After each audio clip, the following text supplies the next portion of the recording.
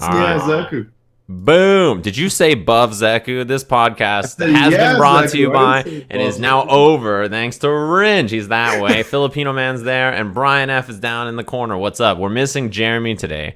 We lost the shine of our lives. But if you guys haven't already, you should go say happy birthday to Jeremy since October 12th. Yesterday was his birthday, if you haven't already said happy birthday. Happy 21st birthday to Jeremy, by the way.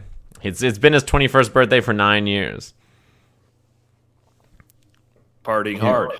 He's going on 21. Yeah, Yet again. The big 21-2-1. That's what they say. So we got a podcast today. This is our 5th episode of Afternoon Tea, I believe. It sprung up in the middle of a Sunday afternoon. All part of the plan, as these podcasts always are. You guys know we painstakingly plan these and announce them ahead of time, and don't just launch them within minutes of us, coming together. So we have 3 topics today. I tweeted about them. I'm sure our lovely guests here are all familiar with them. The first thing we're going to talk about is a discussion that sprung up in Smash, which is about prize pools and increasing entry fees so that top 8 players can make more money. The second thing we're going to talk about is Street Fighter V, Olympics and stuff. And the third thing is GGPO. Since, I wouldn't host the podcast unless the other 3 people agreed that we talk about netcode for at least 50 minutes. That is my stipulation.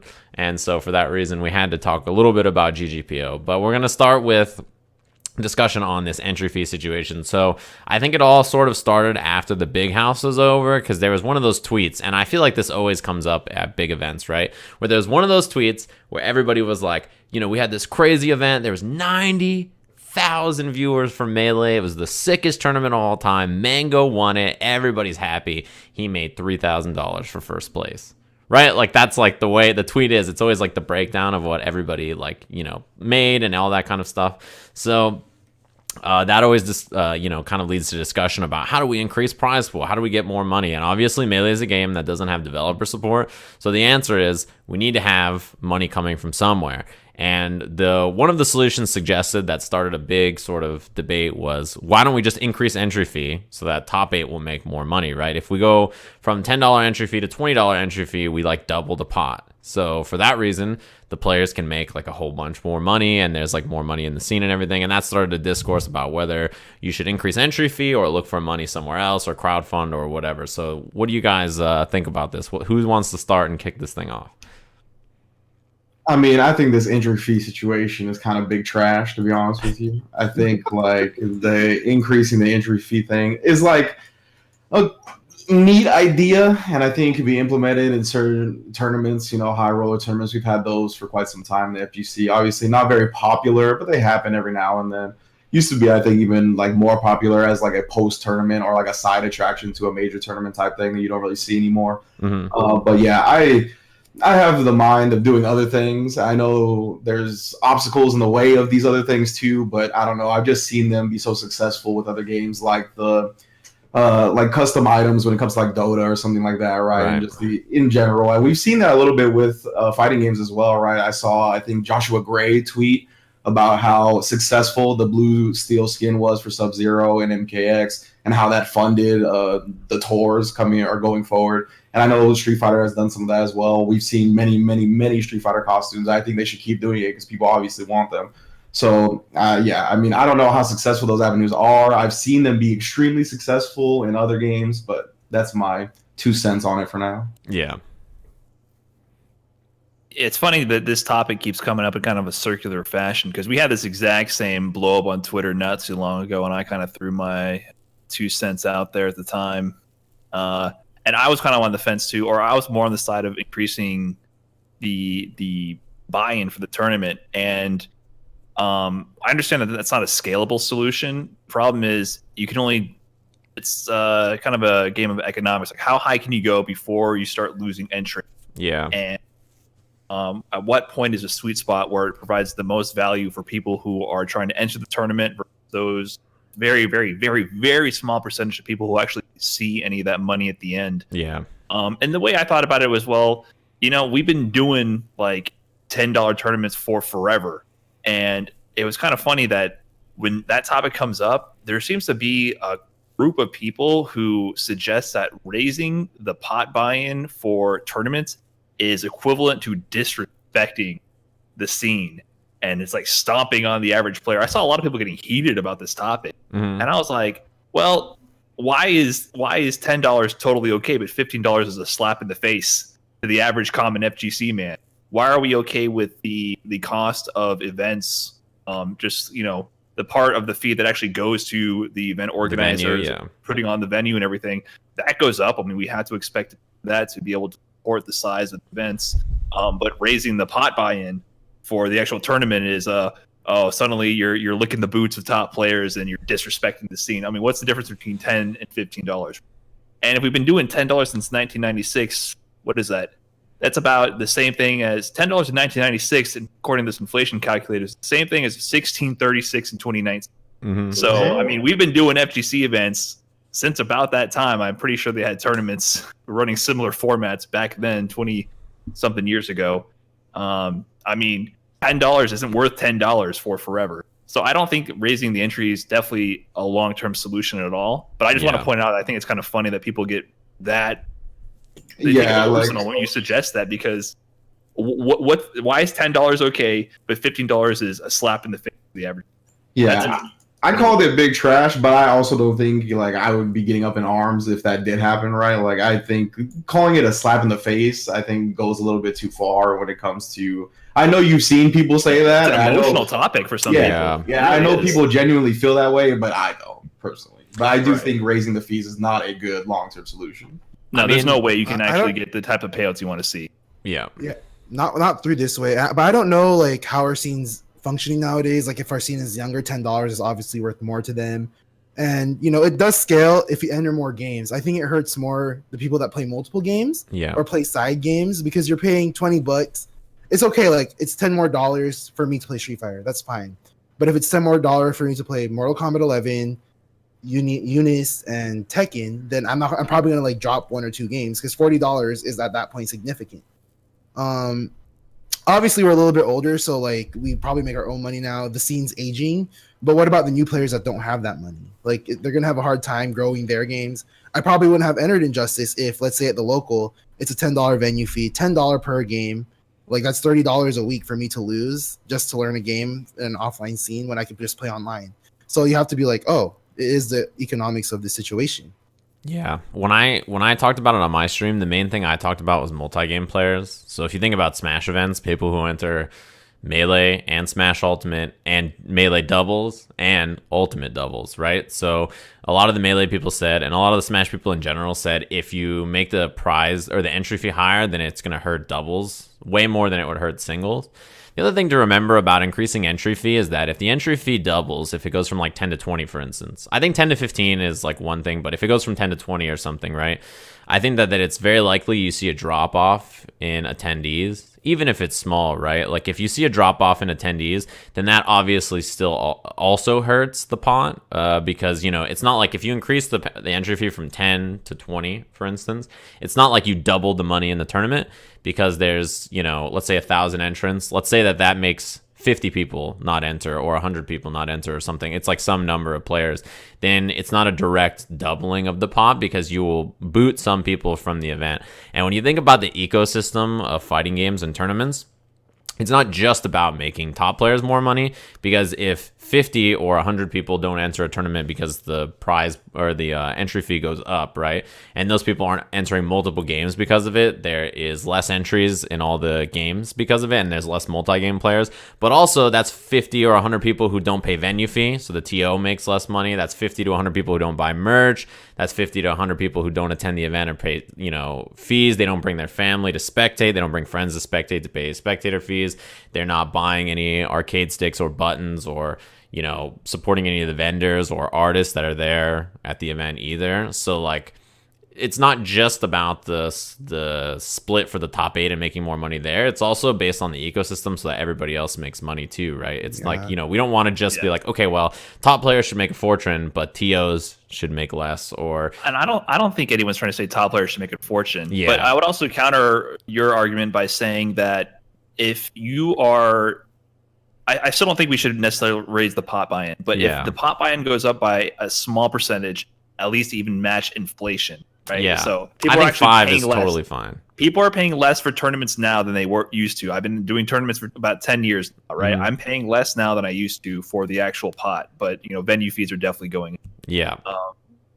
If you match that and people drop out of tournaments, I would say that those, I'm gonna guess here that those are the type of people who aren't as hardcore competitive players. They're more like casual competitive. Maybe it's a weird title. They enjoy competing. Yeah. But they're not like I'm dead set on qualifying for Capcom Cup. I'm gonna go to any limit to make it happen. They're more like I want to go to and participate in this event for fun. Part of the fun is partaking in the tournament. And I would say that you might not necessarily lose on those people from attending the event, and it's definitely up to the event to provide more incentives for people to go other than just entering the tournament. When you go to events like Combo Breaker, you're definitely not just paying the venue fee to enter the tournament. You're paying for the experience of Combo Breaker. And there's I don't think majors without entering tournament. I don't think majors would lose much when it comes to this, like point of the argument. And that's why I kind of liked Anton bringing up like the online aspect, because I don't think major tournaments will lose people to being like $5 more. Oh, I'm just going to stay home and play online, right? That's not going to make or break the people going to majors. But people going to weeklies, I definitely see that affecting them, right? So it's definitely all about the scale of what your tournament is and etc. But for an event like raising weekly buy-ins, because weekly buy-ins are more like you put a little bit of money to switch your mindset, like, oh, this matters. I don't even think weeklies are about money. It's more like I put $1 in, so this has some kind of stake. So I'm practicing with the mentality of stake. Yeah. So I wouldn't apply this thought at all to these. Yeah, I mean, in the case of majors, the goal for most events, you brought up like Combo Breaker, for instance. Like, if it's something like Combo Breaker, the goal of that event is to get as many people as possible there, right? Like, that's the goal. And if the money situation keeps anybody out, then that is like not good for the TOs or anybody else who's there. And I think that there is a chance that some of these people, like the people who are entering tournaments and they know they're not going to win, as their cost goes up, like that, to me, to be honest, that 99% who enters tournament and knows that they won't like win or they don't have a chance at top 8 or whatever it is, right? That group of people in the fighting game community is still the most important people to cater to, right? Because as you said, there needs to be other reasons to go to tournaments besides just playing in the tournaments. And I think events that have other reasons do well. And those reasons are stuff like having a ton of casual setups, right? And having vendors and, having open space like BYOC areas and having, all this stuff. And that is paid for by TOs and venue fees. And part of it is you need players to attend to be able to pay for that stuff. And the higher you raise costs overall, not just entry fee, right? But like venue and like how expensive it is to get to your location and like all these things are factors that will dissuade players from coming. And any of those factors, when they start to all add up, means less players, and less players is worse for everybody, really, right? It's not just the players who are playing in. It's like the TOs, it's worse for the vendors, it's worse for, people who are sitting there playing casuals. It's worse for everybody the less attendees there are, as long as your venue and your event can handle it, right? So the goal is to increase that number the most. I think it's also, I was going to say, I think it's fine to raise by a small amount. I think that there was some disingenuous like solutions that were suggested to increase top player buy-in. For me, the issue with the argument was not let's increase let's not double the venue to whatever, right? Like, I think that wasn't the issue. The issue is some of the other solutions that were only beneficial to top players and not beneficial to the rest of the ecosystem. And those were the solutions that I thought were bad. I think small increases to entry fee is okay as long as the event can meet that. But I think like it has to be for the right reason. And I think, like you said, the fact that the venue is not changed is one of them, or the entry fee is not changed is one of them. But there was other suggestions and solutions I saw that are beneficial for top players that I was like, hold up, what the hell are you talking about? Those I'll get into in a minute. But Anton had something. I was gonna say part of it is like, as the FGC offline events, like in general for people who play the game, have we actually reached our ceiling yet? Because I remember back in 2011, actually, SCR 2011 is the first time that Vi tried the $20 buy-in for Street Fighter 4 and Ultimate Marvel 3, but only Street Fighter 4 and Ultimate Marvel 3 at that time. And the game still grew. Do you think at this point, if we did that, let's say at any event, let's say EVO, that EVO will go down? Or because if we did it and it maintains the same numbers, then it would be considered a success because you would double it, right? Even if you lose 100 players, you would still be a net gain in the terms of the prize pool. I would say the makeup of the community has changed a lot since 2011. I would say there's a much higher percentage of people in the community who are not competitive whatsoever compared to before. I think in 2011, the majority of people who are watching, stream monstering, and just being around events, they were also on some level competitive players. I think that number has gone down a lot more. I think we're in a much more of a I don't compete, I just watch era. There's a lot more people like that who partake in the community, but they're not necessarily entering. So I think it would have a much higher decrease in number of players now than in 2011. I feel like the percentage of people who were hardcore players was definitely high. Overall, the other thing, I think a lot more.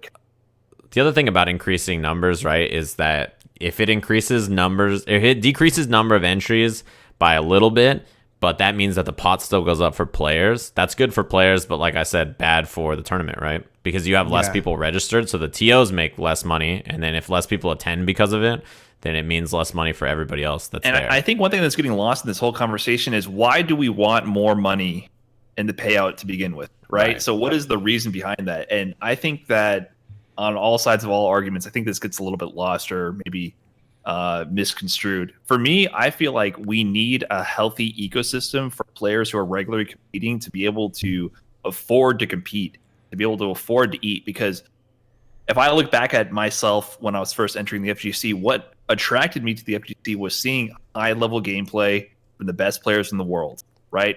So that's not everyone's story. That's not what sucks everybody into the community, but that's what got me in. Players couldn't afford to regularly compete, go out of their way to travel to events, show up with big names, with best skills, and put on an amazing show. I wouldn't have been interested in the community. So for me, I would want to be able to support players who provide the entertainment. Like they're part of the commodity, right? Like the matches that they provide are part of this ecosystem. And I would want them to be able to continue to do that because eventually you're going to hit a point where people just can't afford to travel for CPT. They can't afford to travel for these Dragon Ball events. You're losing out on an opportunity to create a healthy ecosystem where people who have the skills can actually get out there, play their games, create a product that people consume that get them interested in the community, get the eyeballs on the streams to be able to support the streams and get ad revenue from some other kind of mechanism. And if the money dries up for the players and it's only passion, you're definitely going to eventually lose the passion and lose the product. So I think that gets lost. The scale of competition has grown so much, but I don't think any of the payouts have grown to reflect that. And the amount of responsibility on the players to compete has also been growing, but they're not providing a sustainable way for players to. So something's going to give eventually, and you're going to see your favorite players stop traveling, stop showing up because you can't pay the bills. I mean, the thing is about this case, and it's like this for everything that's competitive, right? I'm sure, it's like this for most things that are competitive, I should say, is that the majority of the money or income for players is 99% of the time going to be from sponsorships, right? Some teams that they're on, from the content that they generate, from deals and gigs and things that they have outside of money, right? Like just direct prize money. And that's the case not only for fighting games, but it's the case for like everything, right? Like, I think maybe the exception is stuff like Dota TI, like winning something like that is obviously a big boost. But for like League of Legends players or for like Call of Duty, like most things that they're competing in, like you can't reliably count on prize money, right? It's most of the time, really the majority of your income comes from streaming and it comes from the salary that comes with being a competitive player. And I think in all games, it's kind of like the case where if you're at the very top of whatever the genre you're in is, the deals that you can cut and everything like that are very good. I think even in fighting games, that's the case for a lot of the very top level players in popular titles. But as soon as you take one step down from that, it gets difficult. And I think that that's kind of the area where it's going to be a struggle for them to compete and travel. Because I read a lot of stuff on Dota about like how the tier 2 scene really is like beat up and dried up for money, and they're like really struggling. And it was the same kind of stuff where they're like, yeah, I can't generate enough money from this. Prize money is like so inconsistent, and even then it's not a lot. It's like the same kind of idea, and that's not even like an open bracket tournament, right? So yeah, I think that's the thing, is that majority of the money is going to come from stuff outside of competition. Open bracket events and competition is important for the player because it obviously gets eyes on you. It's how you show that you're still a competitive player. It's how you show like, hey, I'm still attending events and meeting fans and stuff, and your sponsor sees it and it's great and everything. But the majority of the income is from salary, and it's from streaming, and it's from gigs and stuff like that. It's always like that for the top. When the majority of your income is coming from stuff like that, right? Then obviously that's going to raise on your what do you prioritize, right? Right. Like it's going to become even more so than competing. And then, like Brian said, he first was attracted to the FGC because he saw how good these players were competing at the highest level. And I think because once you reach a certain level, you start getting most of your income from other means and sources, then that could start to fall by the wayside a little bit. And that person that you thought was like very, very good and was very, very good for a second is not focusing as much on the competitive aspect of the game, right? Because it's not earning them as much money. So that can hurt that like factor of the ecological system as well.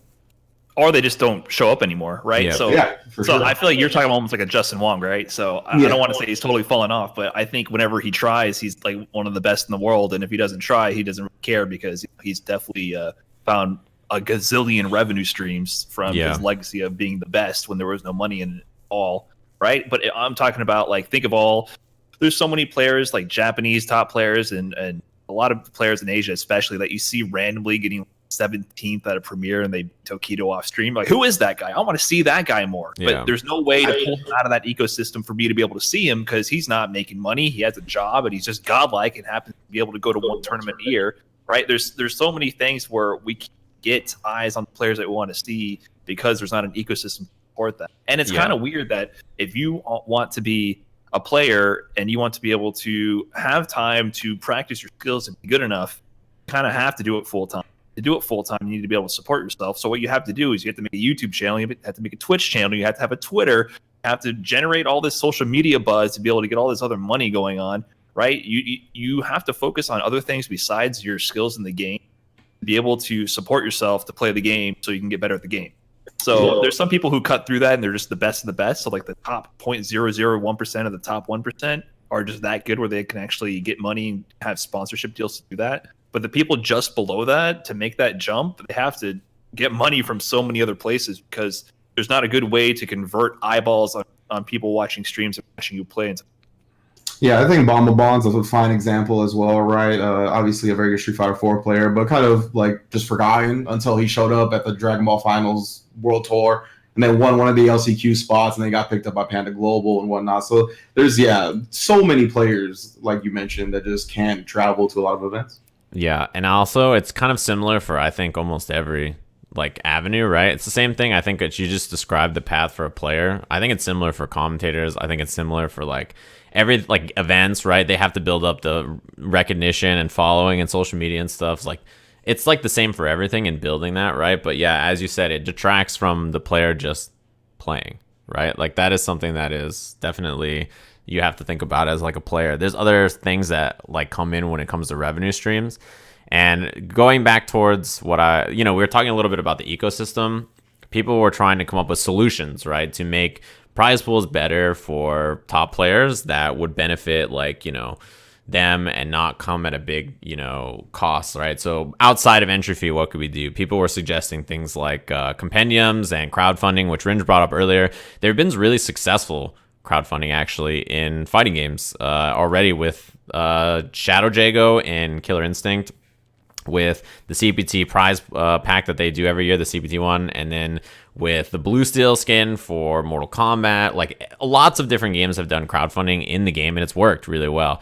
But it's just on like that developer to convince someone in the company, hey, this is a worthwhile investment, and then do it. Because in KI's instance, they did a skin that was like, hey, if this skin sells X amount, then we will do like we'll make the character Shadow Jago. Like we're essentially funding this character if this skin does well. And we'll give you guys like a month. If you can do it in like a month, then we'll make the character. That was like the date, right? So in 24 hours, they hit their goal for the month. And they were like, oh, well, we have 29 more days where you guys can buy this skin and all the excess money goes to events, right? Like that's something that they've done. And I think anytime an FGC event has done something that's crowdfunded like that with a skin or with a costume or whatever it is, I think it's usually been pretty successful. So that is one people bring up a lot is crowdfunding.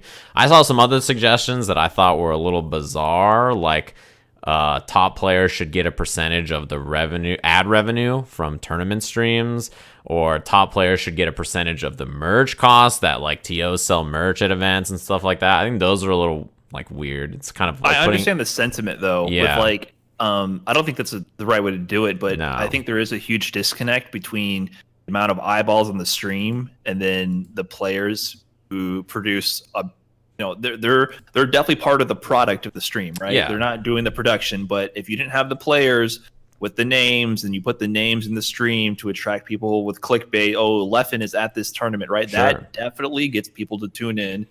That's part of the revenue making process is these players and these names and them putting on quality matches. So I think that's where people also feel kind of like, especially top players, feel maybe a little jaded, where they're part of the equation of this. No matter how many, if this event has a gazillion viewers, by far the most viewed event of all time in human history, they're going to see zero of the amount of money that the stream revenue generates. Yeah. So if there was some kind of mechanism to help convert that to be part of the prize, like the amount of buzz it generates, I think that would help people. One way is Matcherino. I don't think Matcherino is perfect, but that's one company or brand that has made an attempt to bridge this gap between viewership, actual prize payouts for the players. Wasn't that how Twitch Bits was supposed to work initially? That's how what? Like Twitch Bits, you're supposed to cheer for the player that's generating the buzz, and they're supposed to get the money, but they never got the money. Yeah, I never got any of the money that got cheered for me, the commentator on the bits. I still to this day haven't received a cent. Yeah, that was Evo 2016, right? That was Evo 2016, and that's when everyone's eyes was on Street Fighter 5. It generated all the buzz, and then people cheered so much for Elijah, so much. Maybe he got money then. Maybe he did get the money. I'm not sure, but I didn't. Yeah. From what I've heard, like I've never heard anyone say anything about that. How much money they made from the Twitch bits? Then it went straight to the Twitch channel. I feel like collected it all. Yes. Yeah, I mean that's one thing that you bring up, the high viewership and how like the player can get something back from it, right? Like a lot of people obviously bring up that a lot of eyes will lead back to them, maybe eventually in some way, shape, or form. But it's like that for everything, right? Like if a commentator's on some set and they crush it, it's not like they're making a percentage of the ad revenue. It's like the only people that make money off of the stream is the streamer, right? The streamer themselves, and then they upload it to YouTube, and it's like work that they're doing for the weekend that they get, right? The top players themselves, they obviously generate a lot of buzz, but the thing is like you need a streamer to run the stream, you need their team to be paid, you need the TO to hire them and pay them, and then you need the TO to hire them and pay the commentator, right? So it's cost for this person, and then the revenue goes to the streamer in this case, right? Not like the player or anything else. So it's kind of a weird situation where if the streamer is barely scraping by and then they start giving a percentage of revenue to players or something like that, then that puts them in a situation. And the thing is that come from the cut.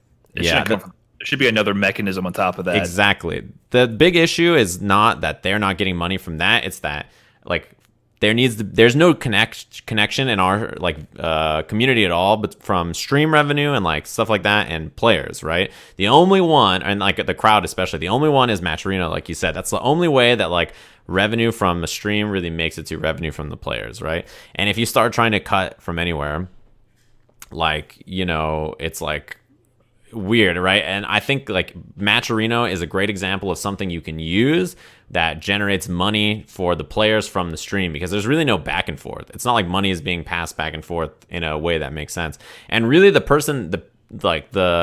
best person in the community, or like least tapped person in the community for money, is the viewer, right? The stream viewer, especially in fighting games, has the best gig in the world because they pay usually $0 to watch anything that they're watching. They get all unlimited amount of free content that they can just consume as much as they like, and it costs them nothing, and they're just like fantastic, right? Even if they wanted to give money, most of the time there's not a revenue or a way for them to give money to the stream or Matcherino or something like that for them to even put into the event. You know what I mean?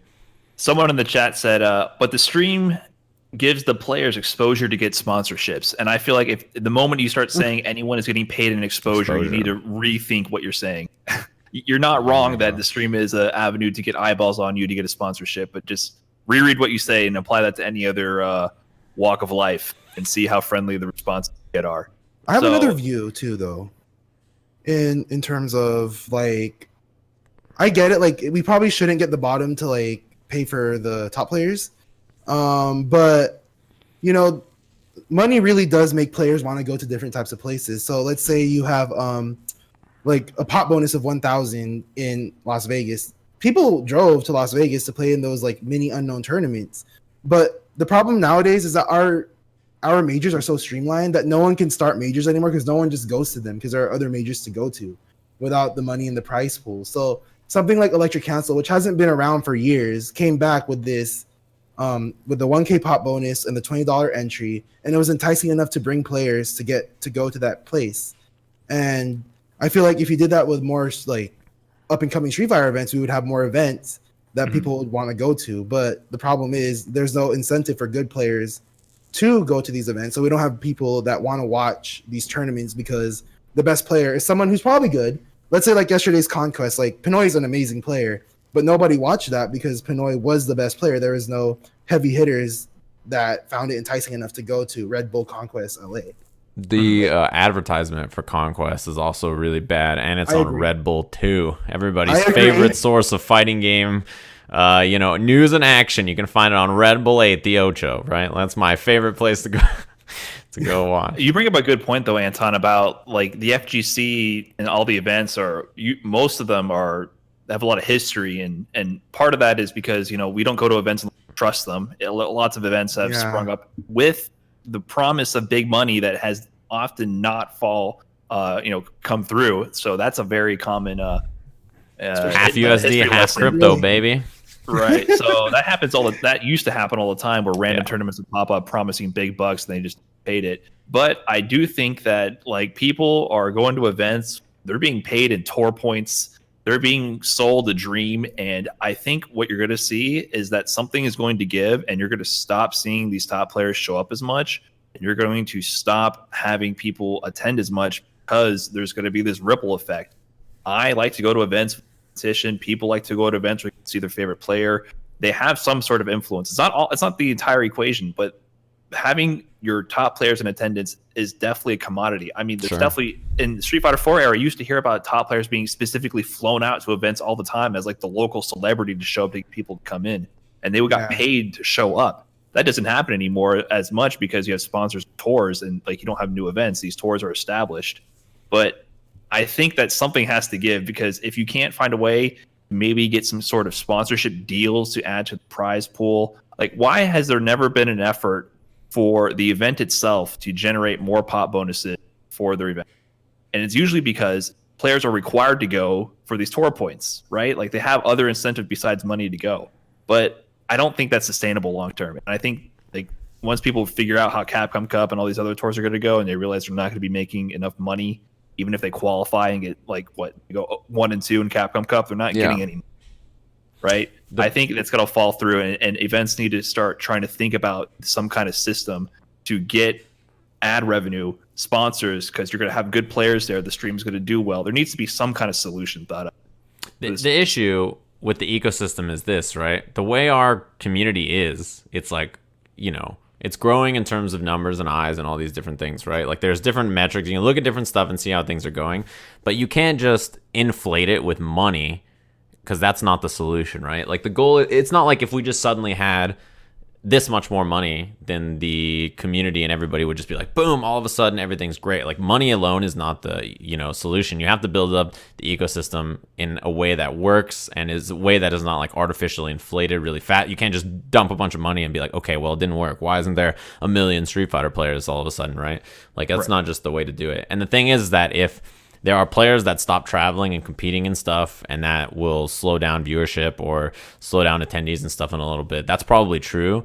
But for 99% of players, right, like there's still these awesome tournaments and events and stuff that it's like, well, we're going to attend because we're going to attend and it's a great event. Like Combo Breaker, as an example, it's not all events are like this, is an event where like, if they didn't want to be a CPT premiere or didn't want to be a whatever, right? Like the reputation of the event is, if you're a fighting game fan, that event is so good that regardless of whoever the fuck's there, you're going to have a great time at the tournament, right? It's a well-run event, and as an everyman, it's a great tournament to go to just because it's a great tournament. And although top players are great, and although tours and stuff make all the players internationally travel out and stuff, and there's more eyeballs and whatever like that, at the end of the day, 99% of the fighting game community, they love fighting games, and this is a great fighting game tournament. You say that one of your big inspirations was watching super top level play. That could be the case for a lot of people, but it might not be for everybody. You know what I mean? I'm sure there's plenty of people out there that are just like, I mean, regardless of who goes there, me and my friends want to go to Combo Breaker, drink until 3 in the morning in a 24-hour venue, and have a dope time. I don't give a fuck about Yes. Diego Uma Juarez playing on his hurt box. Never even fucking heard of him. I don't care about that guy, dude. I just want to play at a dope tournament. So, you know, as important as top players are, and I think they are really important for the ecosystem, I don't think there's any player or players that are bigger than the game, right? Like in that sense, right? At the end of the day, the game and the community is what gets people to go to the events. There are other things that can add, but I think the percentage that it increases is enough that, like, if this player stops going for 6 months and attending tournaments, some new player will be in top 8 and you'll be like, that guy's cool, I'm going to watch him instead. And maybe that guy stops competing in 2 or 3 years, but then somebody else will be in the top 8. You're like, that's guy cool, I'll watch him instead, right? I think that it's the same way with most things, right? If you know, somebody stops streaming, right? Like, you know, you'll find a new stream to start watching at tournaments. If someone stops commentating, you'll find a new commentator that you enjoy listening to at every event. If the player stops, whatever it is, right? And obviously the goal is to build up the ecosystem so all these people can survive in a way that makes sense. But at the end of the day, if it's just like, I'm not making enough money, I got to get out of here, it's like, you're probably right? That's probably makes sense for you in your life, so you should do that. That makes perfect sense. But at the end of the day, the way our community works, life will go on. Yeah. But I also would say you can't compare every tournament to Combo Breaker. No, definitely not. I 1,000% think there's tons of tournaments because most tournaments suck. Let me just say that. Most events are crap. They're Combo horrible. Breaker It's is the reason I Even stopped known events? traveling so much is I thought the events were so bad and so stressful to me that I just stopped going to events that were shitty. And the ones that I would go to that were shitty, they had good players, right? The competition showed up for whatever reason, and that's why I went. Most tournaments are not Combo Breaker. So until we get there, I think I think it actually has a bigger influence than what we're letting on. I think Combo Breaker will survive on its own because it's a great place to have fun. It's a convention for fighting game fans and people who love fighting games. The But issue- other events are not. They're a tournament. They're just a tournament. And there's nothing else happening. And if I can't see good players play at the end of the day of having a crappy day of waiting for my pools to run and everything runs like crap, and then at the end of the top 8 is Johnny Donuts versus Joe Schmo, why the hell did I even go? Yeah. The issue to me in this case is when tours have a responsibility to not just give shitty events ranking or premiere or anything like that. If you're a tour and you're giving these shitty, badly run events this title, you are forcing players to go to a shitty tournament. And it is the responsibility of the people who pick events for tours to not pick super shitty tournaments.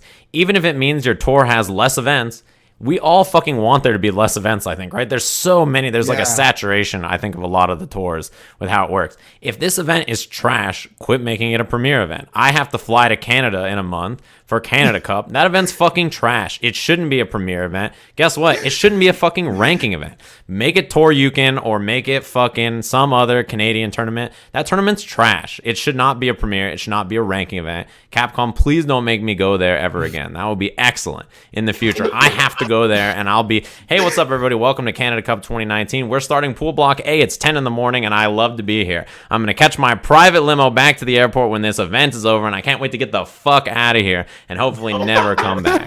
This is going to be a great tournament. Oh, looks like we got our first match coming up. It's fucking Johnny Donuts versus fucking whoever. Get it out of there. It's your fault that I have to go back there. Make good tournaments, tour events. Pick quality tournaments. Don't pick shitty tournaments. That's on the tours to do that, right? That's their responsibility. And that's what I mean. These shitty events are growing instead of the lower events that are trying to build up. Like, I want to make an Anton's birthday bash happen. Dude, but like last year, Canada Cup had the event close in the middle of a top 8. Can you believe that? It closed and you made it a premier event again? Get the fuck out of here. Come on, guys. They literally didn't show top 8. Like, I don't even remember the restream of the top 8. I don't know where the VOD is. I just remember watching like the feed that had no commentary. Like the lights were dim. They were cleaning in the background. No people watching the tournament. Like, you should have seen. I was like the Homer Simpson's gif when they walked up and said like the tournament venue is gonna close in an hour, and Third Strike top 8 was still on. I just like sunk into the bushes. I was like, oh shit. And it's just crazy because everyone defended it. They're like, this should have never happened. Like, Canada Cup is always great, but Canada Cup is great, I guess, for the experience of getting to hang out with the top players that go there because they're Canada Cup is great because I used to watch the stream and I didn't have to go there. And when I watched the stream, they had the best players on the planet playing a 5v5 tournament, and I was like, "Holy shit! I get to watch Wolfcrone, who I used to be a big fan of. What was I thinking?" And then he beat up all the Japanese players in Canada Cup, and I was like, "I've never seen these players go against each other." It was an amazing thing to see. And that's what got me interested to go to Canada Cup. And I was like, this is going to be... Oh, no, it wasn't. It wasn't. It was not. It was But everything. The top players tricked me. The damn top players made me think that this is the place to go to because I'm pretty sure Lapshi threw a bunch of money at them. Yes. And then they got them to show up. And it fucking worked, man. It worked like a charm. I wanted to go to Canada Cup so bad. Money is not the answer. Well, maybe it was the answer. It got you and it got me. I'll see you there. I'm sure I'll see you at Canada Cup. It'll be a grand old fucking time. I'm booking my flight right now. I've got to book my flight when this shit's over. I'll see you there, Brian. We'll be at Canada Cup together, me and you. Oh, yeah. It's also a last chance qualifier, basically. I hope they got Chipotle in Calgary, bro. This shit's going to be rough. Munch on that Tim Hortons, baby. Hell yeah. Tim Hortons is not even... Timbits are the only reason to go, really, right? A couple of coffee connoisseurs. I'm sure you guys know the skinny on Tim Hortons and whether it's actually good or not. The skinny, he said. Oh, shit. That was good. I like that. I got to use that a little bit more. Anyway, now that we've all been banned from Canada Cup, I think we spent plenty of time discussing the ups and downs of this topic, and I think we should briefly move on and talk about maybe some of the other stuff that we have planned on this show, since we got two other topics. First one that we got to talk about is the Olympics. Street Fighter's at the Olympics. Did we even talk about this in general since this has been announced? I don't think so, right? It has the most confusing structure I've ever seen because some countries get like a different kind of qualifier. Yeah, so there's like two kinds of like qualifiers, right? There's like 7 countries, I believe it is, or 8. Is it 8 and then 12? Right, it's 8 and 12. So there's 8 countries that get to play in, and their region has just been picked. You're all good. Then there's other regions where you have to play in as a team to get into the tournament, and it works out like that. So there's a big list. If you guys haven't seen it, I think Brian just posted it in the chat, right? That's what you posted. It was on like Event Hubs. It's been posted a few different places that I've seen it, where it has like a list of the 8 countries that have qualifier spots, and then the 12 regions that you can play in on or whatever and just get in. So like North America is one where Canada and Mexico are going to be graphic playing against each other online with their teams to determine who's going to make versus Mexico.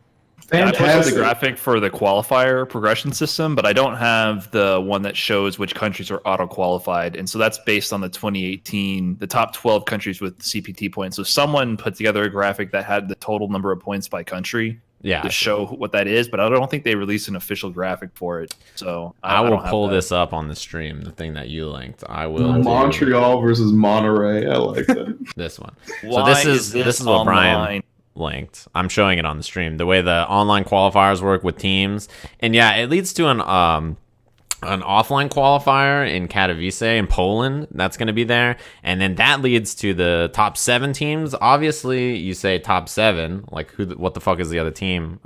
Japan automatically qualifies the team to the finals. They're the 8th team that is going to be on there, which I think makes sense. Usually for not the Olympics, but some other kind of world games, like the World Cup, right? They usually have the host team auto qualify. Is how it works, and I think Japan is like the same way because it's the host country for the Olympics. They like auto qualify a team into the finals or whatever. To be fair, I think all of us assumed Japan would make it into one of the 8 teams, but like, you know, that's just how they're doing it. So they're gonna play in. I'm sure the Jesu license will prevent Momochi from playing in. Momochi, I'll see in 2024 Olympics. But until then, we have this lovely little plan that allows for the 8 final teams to throw down in Japan right before the Olympics. I think it's July 22nd to the 24th, if I remember correctly, where the actual finals is going to go on. Yeah, you know, you explained all this just now, but I still have no idea what's going on. I'm gonna be quite honest. I've been reading the graphics. I tried to study up on this before this podcast, and since they've released information, and I'm still confused. What the hell is going on? I was told like America has to like USA, like not North America, USA has to like fight against each other in like multiple online qualifiers. 8 weeks. Like 8 weeks worth, and then like they still get chosen. Like, Yeah, the way it works is there's like you have to earn your points by playing in these online qualifiers. It's up to 8 weeks that your country could have. So some will have less than 8, but the US I think is one of the countries that has 8. And then based on your results for those 8 weeks, they'll assemble like the top point squadron. So it'll be like the top 4 essentially, because 3 are on the team and then there's 1 backup, I think is how it's going to work. So what does that mean? What does that mean? Is one tournament a week that the Yes. entire country is open towards, and you get points for qualifying? I would guess that's what getting they a want. superposition? What does it mean? Like we keep saying words, but I still have no clue what's going on. I think They don't have any that's how it more works. graphics. Is They only give us 2 graphics. Like, yeah. There's It's like- only they have until March to explain this to us, right? I think that's when the qualifiers start. But I assume that's how it works. Is you have the country play for 8 straight weeks, or maybe not even 8 straight weeks. Maybe there's breaks and stuff. I don't fucking know. But they play, and the point totals, I would guess. So like making first is 100 points, and making second is whatever points, and making third. So your results based on these 8 weeks earn you points, and then the top point earners from this online event make it into the Olympic qualifier. so it's Just like wanna the say Geico congratulations. qualifier, right? A who qualifier? The Geico one, The kind Geico of, I guess. ones, or like the 4 players from the East That was at Coast. least regionally. But that was structured. Yeah, it was Yeah. regional. Yeah. It was U.S. only, East and West, and it was structured. And they clearly explained what was going to happen. And I read up on that. I knew what I was not getting myself into because I'm not doing tournaments like that. Yeah. But yeah, at least I got to read and understand before I got to reject it on the premise that it was online. Okay, and there's another thing. It says top 4 players represent their national team, but the regional team tournament is 3v3. Like, what Wait. are those 3 players gonna do? Saro says the winner gets to just choose who's on their team Oh, for my their God. territory. Are you serious? I thought it was point based. So the winner just gets to. The winner should definitely pick James Chen and his Ultra David as their teammates for the Street Fighter Olympics and just roll up with the squad. Is that what it says? They should pick Rising. What's that guy's name? Rising Dragon God. Rising Dragon, he's gonna hack the game offline. They got no chance. That guy needs to just cheat it up and make giant Mecha Zangief standing light kick his way to victory. The gold's gonna come home. This is the importance of networking right here. Just hope your best friend wins the tournament. Man, that is crazy. Dual Kevin's gonna win, and he's gonna be like, "SFL boys, here we go. It's me and Sherry and Samurai. We're going to the top That is actually a perfect team to represent America, though. for the Olympics." Yeah, that's cool. Yeah. I didn't realize it was the winner gets to choose their teammates. To be Oh my honest, I God. thought I read through all the graphics, and I had a sizable understanding of this. And what I mean is, I was 65% confident in the things I was saying, which is, I was 100% confident that no one has any idea what's going on. But honestly, because this is such a shit show, it sounds better that they're going to have one guy pick the teammates because I guarantee you, Punk, Knuckle Dude, they're not Strider. They're not going to enter these damn tournaments. They're going to wait for someone with a brain to win and then be like, yeah, I don't care that Derek Legend got #1 in points in the ladder. I'm not putting him on the damn. But that's the thing is, an actual good player. the person with the #1 most points chooses their teammates. They don't choose number two. We got to have one good person win. Yeah. We need Punk and Strider and Knuckle to play in on this tournament, and one of them has to get #1 so they can pick the other 2 with their The backup. thing is, all I know is that this tournament is going to cause a lot of salt. Someone who's completely unknown from online will come and dominate this tournament. Yes. Probably a Gal player. Probably a laggy Guile player who's going Probably to a flash Laggy kick your ass. Bison that plays Lair of the Four Kings. Yep. Like it's just a recipe for disaster. That's And also, gonna be I have sick. one question. Like, is it really Katowice? Is that really how you say that? Katowice? I think so. That's what I was told. They have a lot of ESL does a lot of tournaments there, so they like Poland, I guess. I don't know what's there, I to be see. honest. The Europeans are all agreeing with me, so I assume that's right. The only thing that I'm sure of about this whole thing is that Capcom definitely released these costumes for the Olympics to have some more esports friendly costumes. Everyone in matching jumpsuits. Yeah. Everyone thoroughly covered up.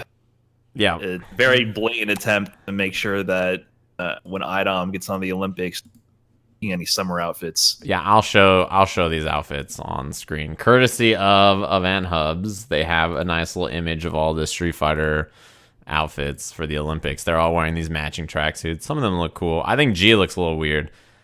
I like G. I'm definitely like tracksuit G. That's sick. I don't know. I like tracksuit Urian though. I think it's pretty good. I'm not gonna lie, tracksuit Urian does look the best here. Yeah, he's great. His makes the most sense out of all of them. Yes. And Rashid, but Rashid already kind of has this outfit, doesn't he? Yeah, I think he's got like a sports outfit already. That kind of makes sense. Wow, they do look like My Hero outfits. They do look like My Hero. They look like they're from UA for sure. Yeah, that's pretty funny. Yeah, those are cool. I mean, to be honest, when the Olympics was coming up, I was saying on my stream that if Capcom doesn't make outfits for it, they're dinguses. Like, I was like, you got to make Ken with the USA jersey. You got to make Ryu with like a Japan outfit. So they kind of just like, you know, made the same outfit for everybody, essentially. Yeah, but not right? for the reasons you're talking about. This is not for individual countries. This is literally just to make this be able to air on NBC and not have anyone's mom walk by and have them change the channel randomly. Like, oh, mom, what are you? I was watching curling. To use his costume? Yeah, this isn't hentai, I promise. I was watching curling, I promise. I was rooting for the US, don't worry. But I mean, it's funny because like the Olympics is one thing. It's interesting. I know a lot of people don't love the Olympics because there's like a lot of corruption and crazy shit with the Olympics. It's interesting that Street Fighter is going to be at the Olympics because it's such a big thing, right? They picked Street Fighter and Rocket League, which Rocket League is a very simple to understand game. I think car hits ball into the net. It's sports car ball, right? It's straightforward. And then there's Street Fighter, which is just like a fighting game. And I think those two like styles of games are what people, you know, if they talk about games that you would show to the average human that doesn't know anything about video games, that's like probably two of the types of games you would show people. But the whole entire format is as expected. And the online play will make it just a ball, I think. It'll just be a super fun series of events that we all get to watch unfold in the Olympics, and I'm sure we'll all enjoy tuning in next year during June. All I know, Steven, is if I win this online qualifier and get first place, it's you and Rynge and me. And then That's what I'm talking about. I'll be there, dude. Wait a minute. What? You be the four. We need four. We need four. We need a backup in case my wrist, my hands don't really work that well, so you'll probably be called in. To be honest for you, the way my hands are right now, we'll need you as the backup. It'll be like a 90s sports movies. I'll go to like plug in a control. I'll be like, and the coach will come up to you, put his hand on your shoulder, and be like, have Brian. one of those. It might be like the ice skating Olympics moments. Yeah. What was that? That woman's name? Brian, you were busy grinding it out at these majors while we went to dinner with Anton, like good West Coast. You should have went to dinner. If you would have went to dinner with all the West Coast players, you would have just had a spot on the Olympics. It's not that hard, dude. The problem is Brian didn't even just not go to dinner. He had to like call us out by name for inviting him to dinner. He slandered. Dude, Brian, there's 2,500 reviews with 4.5 stars on Yelp, and I can get us a table in 30 minutes. The Uber ride is only $25, all right? Like, look, come on, it's a steal. It's $25 with 7 people crammed into it. Yeah. Laying on each other's laps. I'm not It's a true fighting experience. I'll have a nice dinner with, 4 to 5 people. We can all comfortably ride on over.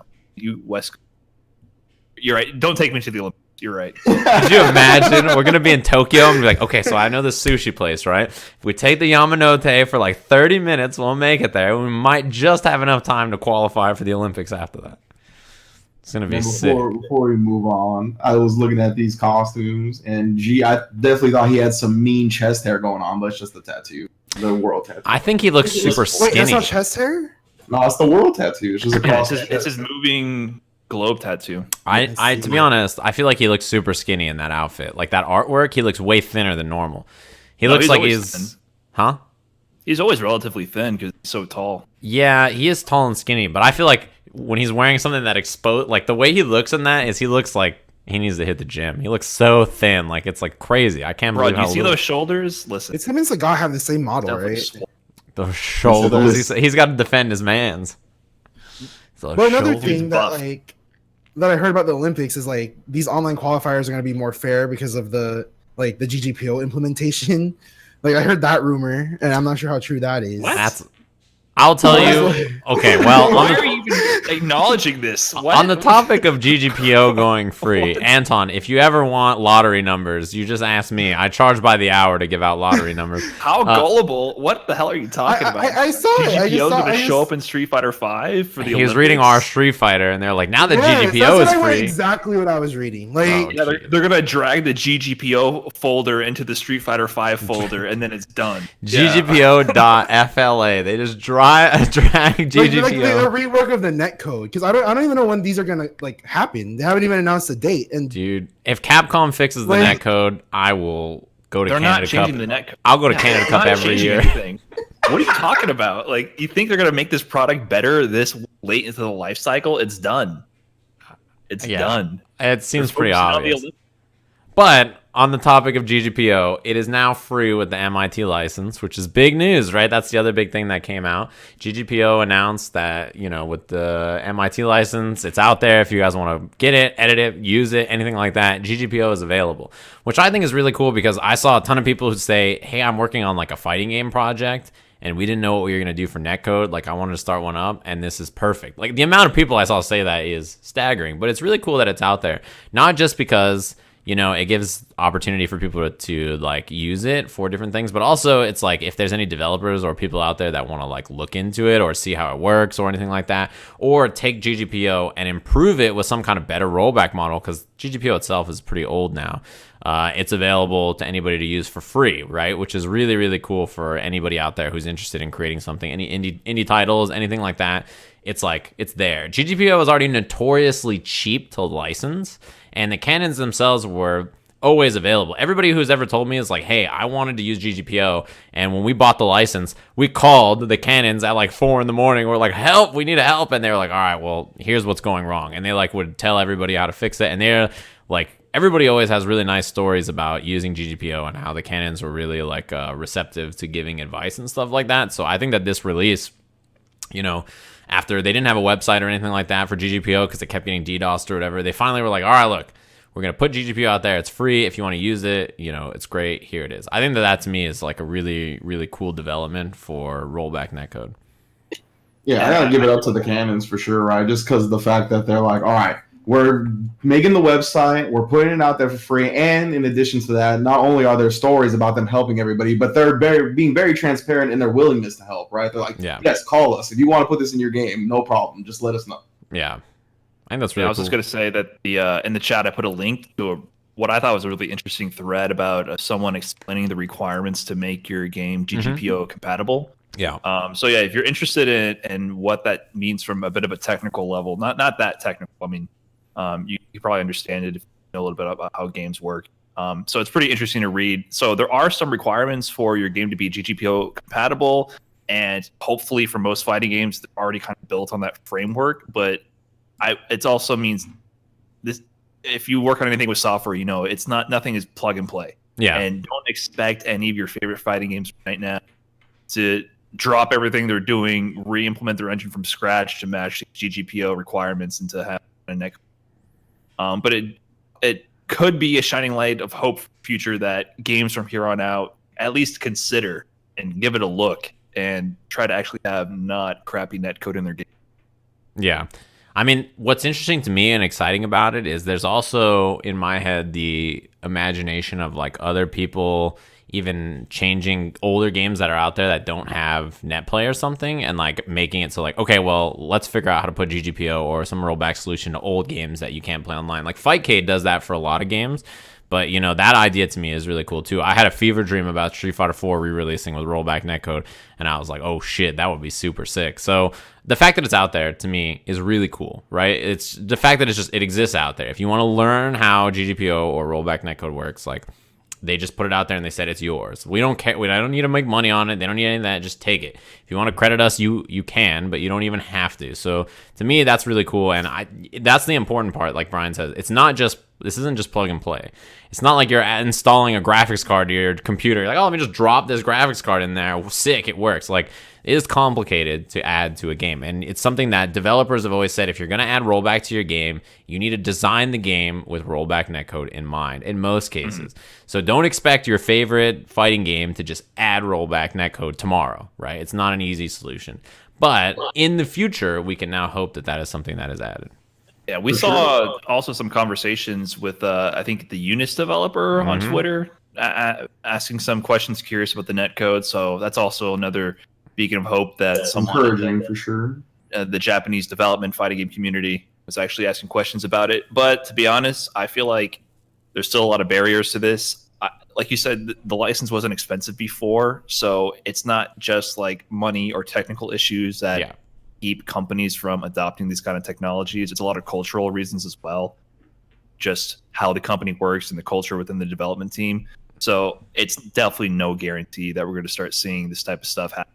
And I wouldn't be surprised if most of these companies, what they do is they start digging through GGPO and start digging through the code and try to re-implement it themselves again. Capcom tried and failed. So I honestly almost expect what's more likely to happen is every game's going to have their own version of GGPO, and they're all going to suck in different ways from Street Fighter V. Yep. Like Street Fighter V has the desynchronizing going on, so you get one set of rollback. The next version might have some other crazy issue with it. I think we might see a lot of that.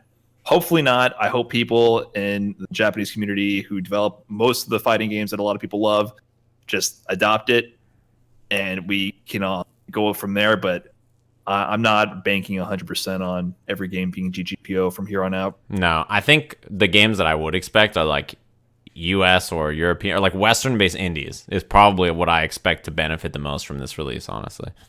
Yeah, and then like I saw some people mention in chat already that there's a person, I wish I had the tweet thread on hand, that's starting to implement netcode into Guilty Gear AC. So that's a really cool community project, right? It's just like a dude doing it. I don't know how many people are on their team or whatever, but yeah, that stuff will be popping up for sure. And it's funny that usually the games with the best netcode are just some dude doing it. Dude, I mean, Punch Planet has GGPO in it, and they're like, yeah, we have 3 devs, and only one of them really codes the game. So that's why I say it's not usually like technical limitations, or it's usually a matter of culture, passion, and other sorts of bureaucratic red tape that goes on with bigger companies that prevent things from happening. So I don't know. It's definitely a step forward, but we'll have to see what actually comes. The other thing I wanted to mention regarding the Guilty Gear thing is that just to reiterate the point that it's not a plug and play type system, right? That you really have to work at it, because that's a project that has begun, right? It's nowhere near finished or anything like that. That's why the developers will keep updating and stuff like that, but it's not something easy to do. At least there's a bunch of fighting games coming out within the next 2 years. Let's see if any of them do it correctly, and all it takes is one to be the trendsetter, right? And maybe what online play is what revolutionized fighting games in 2009, even though it was bad, and it's objectively bad now. But the fact that we had it is actually what really helped fighting games really grow. And if they perfect it, let's say, even not even perfect, like just make it like playable like the MOBAs, and like pretty stable, but not like 100% of the time, that will be a big benefit for us. But it's like absolutely not stable right now. Yeah. I would like to be able to play good rollback netcode on most fighting games. It's like very rare. It's the reason that when I choose to play a fighting games, when my hands are functional, I always play like MK Online, right? It's like I always pick like MK or KI or something with good netcode. And it's the reason that I play other games much less, because just the ability to play with anybody means the pool of players you have is just so wide that at any time, anywhere, you can play with somebody and the netcode's going to be playable, right? You never have to worry like, oh, it's late in my region, or et cetera, et cetera, et cetera. And it's too bad, unfortunately, that all the games that have really like done this well with netcode, except for Mortal Kombat 11, are old. They're titles that have been around for forever, and you would hope that those titles would have been examples that these things are doable and worthwhile. But, what can we do? Right, we could just say like, well, now GGPO is out. The chances of them, like any game coming out in 2020, especially all the announced games, 0 chance that they have GGPO, right? 0. New Guilty Gear, unless they've already been working on it, 0 chance. Like Grand Blue, 0 chance, right? I mean, their netcode beta was already out, and it was like a delay-based solution, I think, right? What was the last game Arxis had that had a good netcode? Is it just like never a thing? I don't think so. There was like one good version of Exerd on PC that for whatever reason it felt like it worked better online than a lot of the other versions, but it was still just some delay-based solution. Yeah, it's still just a delay-based. Yeah, I'm sure it was just bias. Like delay-based netcode is like the king of bias, because if you play somebody that is nearby and has good connection, it feels great. So that's the problem with delay-based netcode, is based on your opponents that you're playing against. Oh, this is great netcode, but you try to play anyone a little bit too far away, then it all falls apart. Yeah. But maybe in the future, we can dream of an era where, instead of like on the box, they have the Nintendo seal of quality made with GGPO online, or GGPO. If we have that stamp on the box, people go, oh, yes, a fighting game that doesn't suck online. One day we can dream. I mean, any of the delay-based solutions are fine if you play someone very close to you on a very stable connection. If there's any reason at all, your ping is high, or there's some kind of like drop in connection, or they're not close enough for you to have like a stable connection, delay-based solution won't be great, right? So the thing is like, even just by expanding into a rollback solution, you improve the connection quality with more people. So that's the hope, right? That is the hope that we see it in the future. And until then, we just have to wait. What were you gonna say, Anton? I was gonna say, like, I swear to God that the first BlazBlue had great netcode. What? I swear to God, like, on my life. You're making stuff up over there. I swear to God that I never lagged. It doesn't matter if I played someone from the East Coast. Are you talking about when you went to Arcade Infinity and like played against someone next to you? That's not netcode. You swear that your Street Fighter 5 or Street Fighter 4 was good. You're the dude who plays on Wi-Fi and swears your connection is perfect. And Street Fighter 4. That's old me. No, but I played on wired from like all of Street Fighter 4. It's just when Street Fighter 5 came out, I was like, it's perfect with Wi-Fi.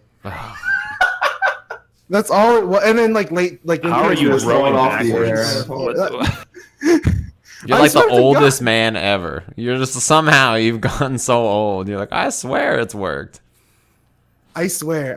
The first version of BlazBlue had amazing netcode, he says. Bro, can you name a BlazBlue character, Anton? What are you talking about? Rachel Alucard. I played Rachel, but then like... Of course. Fair enough. The only reason I quit was because she got nerfed. I would have been a weeb. Hold on, where's my whiteboard? Do I have a whiteboard on? Okay. Oh, you're so close to being a weeb. Let me. No, but it's also like when I was gonna make a point where like if I play a Brazilian on Street Fighter 5, like I used to do 3-bar connection to make it through like the gold rings.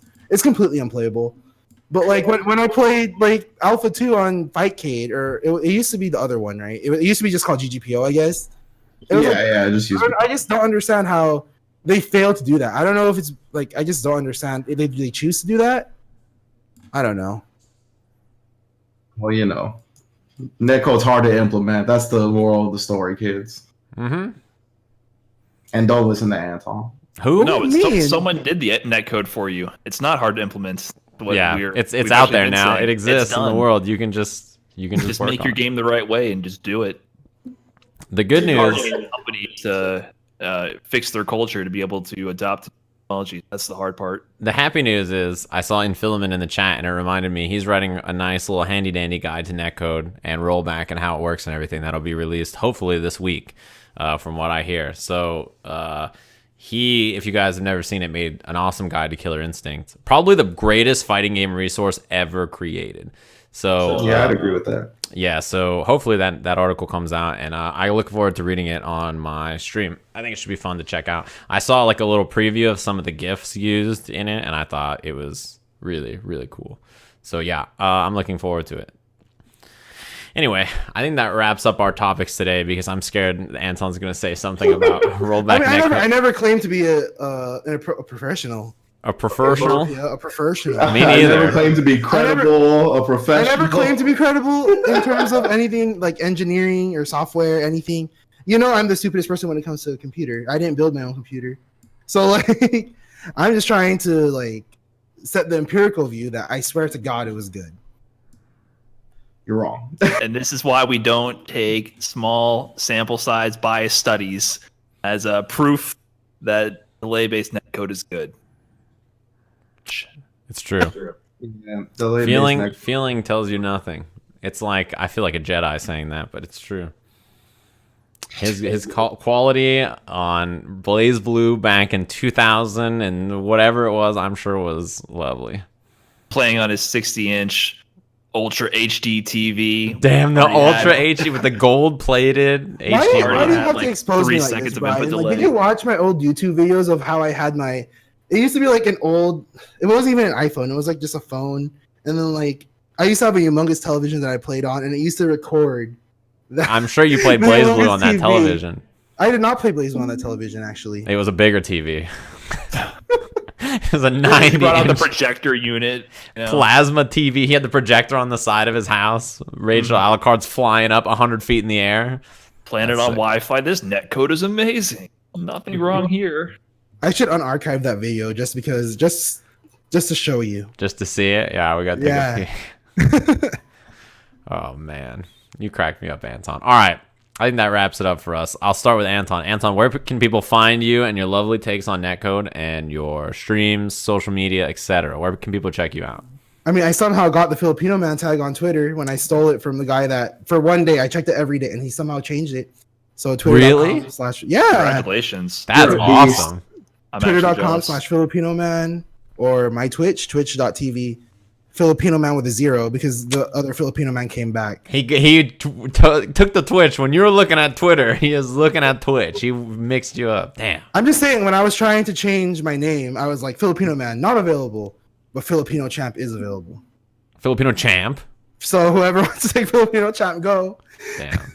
Oh, yeah, because he's on FGTV. That's right. Yeah. Damn. All right. What about you over there? Damn it, that way. Rynge. How's it going? Where can people find you? Yeah, you can find me on Twitter at Rynge with an underscore at the end because the person that does have Rynge has not changed their name. I even DM'd them about it and they were like, "It's my last name, bitch. Hold that." I was like, "Well, all right, I can't do nothing about Can't that." argue with that. So, I have to hold that. Yeah, you can find me on Twitter and then the Twitches when there's tournaments going on and maybe some D&D stuff in the future. I'm fiending, dude. All right. What about you, Brian? You can find me in the Twitch chat right there, Brian_F. That's Brian with A, not a low tier. Brian with a IA, not a low tier Y. Same thing for my YouTube, Brian_F. I stream most weekdays. You can catch me in the Street Fighter 5 section around like Central. And on Twitter, I have not landed for years the Brian_F tag. So I have BRI4NF. So that is the remnants of my original Xbox Live gamer tag there. So BRI4NF, 4 instead of an A. You can find me there on Twitter. Damn. That's unfortunate. Sucks. It sucks. I am. You can If find you me have on any other better suggestions for a Twitter ads, go ahead and at me and tell me what to move it to. I'm sick of my to go. Brian FFGC. I swear to God, if like your at was, it didn't like auto populate, I don't think anyone would ever at you, Brian. No. I'm pretty sure they wouldn't be able to find me. I mean, I forget what it is all the time. Yeah. As I told it to you guys live here, I had to think really hard. What to say. The mind of a Balrog player. It's a good thing you have a strong charge character mindset. Otherwise, you wouldn't have been able to remember. High IQ. For me, you can find me twitter.com/Sajam, twitch.com/Sajam, where you're currently watching this, and then youtube.com/SupermanSajam. Not because Sajam was taken, but because Sajam is 5 letters, and at the time, YouTube required 6. And I was like, oh, shit, what am I supposed to do? This is a situation I've never had happen before. I'd never seen that in my life. So, yeah, that's where you can find me. Also, this podcast, in case you guys are curious, if you missed the last one or anything, all of them go up on Spotify. So if you open Spotify, you can find it there. iTunes, Stitcher, like a couple of different, any like RSS feed, you can probably find this place. And if you ask for it, we can probably do it. So if you're interested in re-listening to it, or if you missed part of the podcast, you just showed up, or you want to watch it anywhere, and you don't want to watch it on YouTube, you can always find it on those places. I usually tweet about it when it goes live, and this time it'll go up faster. Last time, our resident uploader was in Asia for like a month. This time, it should be up there nice and quick. So thanks everybody for tuning in. Hopefully you guys enjoyed it. We try to keep it a nice hour and a half. That was like the max I wanted to cap it at. So we hit the right timestamp this time. So thanks everybody for tuning in. Thanks to all these lovely folks for joining me here, and we'll catch you guys with another podcast sometime in, what's the month? November. So everybody have a lovely day, and we'll catch you guys around. Peace out. Thank you. Bye.